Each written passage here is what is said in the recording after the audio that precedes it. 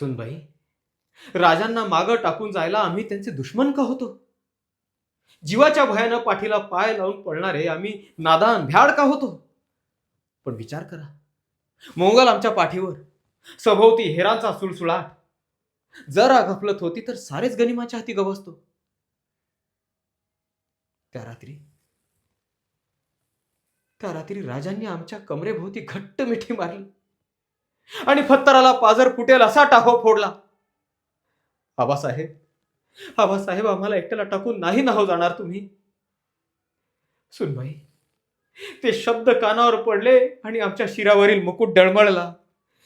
कमरेची समशेर लटपटली आणि पायातलं त्राणच नाहीसं झालं. क्षणभर डोक्यात सणक शिरली. 8 वर्षाच्या एकुलत्या एक पोराला परमुलखात टाकून जाण्यापरीस नको ती प्रतिज्ञा, नको तो संकल्प आणि नको ते हिंदवी राज्य. पण क्षणभरच, दुसऱ्या क्षणाला आमच्या डोळ्यासमोर रायगड उभा राहिला. आमच्या शब्दाखातर रक्त सांडणाऱ्या सवंगड्यांचे उद्ध्वस्त घरदार दिसू लागली. मासाहेबांची उग्र करारी मुद्रा दिसली. मनात विचार आला, खुद्द आमची एकट्याची जान खतऱ्यात असती तर मामरा वेगळा होता. पण चिमुकले राजे दौलतीचे वारस, ते गनिमाच्या हाती गवसते तर दौलतीचा समूळ उच्छेद होईल.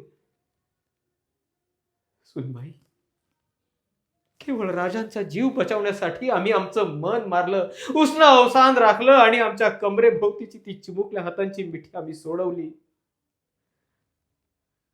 त्या रात्री आम्ही यमुना पार झालो.